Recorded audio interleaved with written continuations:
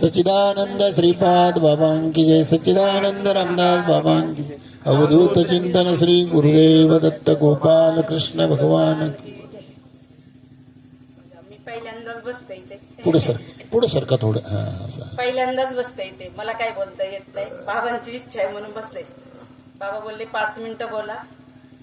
बोलते त्यासाठी.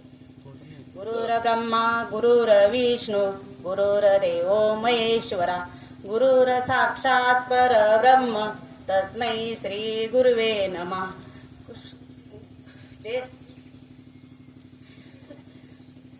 वसुदेव सुतं देव कंस चाणूरमर्दनं देवकी ब्रह्मानंदनं कृष्णं वंदे जगद्गुरु.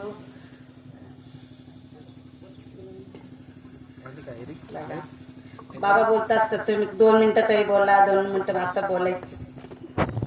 काय बोलू आता हेच मला कळत नाही इथे बसल्यानंतर.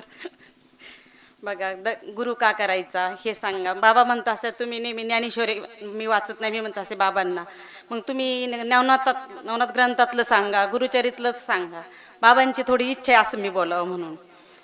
तर मी थोडंसं सांगते आता. थोडं म्हणजे तुम्ही आता मला थोडं समजून घ्या. बघा एक नवनाथ ग्रंथामध्ये सांगितलेलं बघा पहिल्या अध्यायातच सांगितलेले की गुरु का करावा, कशासाठी करावा, गुरु केलंय, परत गुरु केल्यानंतर का हे सांगायचंय. बघा ज्या टायमाला मच्छिंद्रनाथांना दत्तगुरु भेटले त्यावेळेस काय सांगितलं त्यांना की ज्यावेळेस मच्छीच्या पोटात त्यांनी ऐकलं जेव्हा पार्वतीला शंकर सांगत होते ते गुह्यज्ञान तेव्हा मच्छिंद्रनाथांना सांगितलं की तू ऐकलेस. कोणी शंकरांनी सांगितलं पण ते त्याचा उपयोग होणार नाही, तू गुरुमुखाने ऐक. त्यांनी असं सांगितलं. तेव्हा मग त्यांना सांगितलं का तू बद्रिकाश्रमाला या, तिथे मी तुला दत्तगुरूंची भेट होईल आणि दत्तगुरू तुला तो अनुग्रहाचा उपदेश करतील. तिथून आज ही आपली परंपरा आपल्या इथपर्यंत आलेली. आणि बघा त्याच्यानंतर हे भेटले आपल्याला. त्यांना मच्छिंद्रनाथांना गोरक्षनाथ भेटले. गोरक्षनाथानंतर गहिनीनाथ हे असे आपली गुरु परंपरा. आदिनाथ गुरु सकळ सिद्धांचा मच्छिंद्रतयाचा मुख्य शिष्य.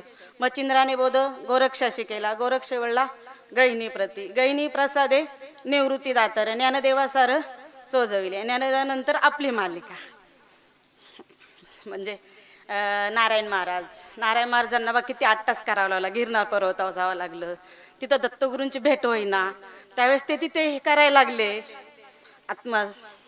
मग दत्तगुरूंना तिथं प्रगट व्हावं लागलं आणि मग तो तिथे ते अनुग्रह मिळाला त्यांना आणि तो अनुग्रह आपल्यापर्यंत इथपर्यंत आला. नारायण महाराज जानुलकरांपासून आपल्या इकडे आपली मालिका आजपर्यंत श्रीपाद बाबापर्यंत. आता मी एवढं मालिकेचे पूर्ण नाव नाही सांगत असं, बरोबर ना. तसं आणि 5व्या अध्यायामध्ये नवनाथ ते रामविजयाच्या पण 5व्या अध्याय सांगितलेले बघा. वैशिष्ट्यांनी रामाला सांगितलं ज्या टायमाला विश्वामित्र न्यायला आले होते. कोणाला? रामाला न्यायला आले याच्यासाठी. त्यांचा यज्ञ होत नव्हता म्हणून. तर बघा आपण सुद्धा मायात गुंततो. तसेच हे पण मायात गुंतले होते. पण दशरथ राजा मायात गुंतला होता पुत्रमोहामध्ये. कारण बऱ्याच दिवसांनी पुत्र झालते त्यांना. आणि त्यावेळेस ते काय बोलले आता यांना माझ्याबरोबर यांना पाठवा. मग त्यांना वशिष्ठांना बोलून घेतलं दशरथ राजांनी. मग त्यांना ते वर्मक सांगितलं का यांना जाऊ द्या. त्यावेळेस जाता जाता काय बोलले मला तुम्ही पाठवताय. राम बोलला म्हणजे यांना दशरथ राजांना, पण मला आत्मबोध नाही. मग वशिष्ठांकडून त्यांना आत्मबोध मिळाला. मग त्यांची 18 दिवस समाधी लागली. कोणाची? रामाची. मग तिथून आणि त्यांनी मग विश्वामित्राबरोबर गेले तिकडे. 18 दिवस त्यांची समाधी लागली. जेव्हा आपली आता समाधी लागते ना म्हणजे अनुग्रह मिळाल्यानंतर असं. जय हरी बाबा.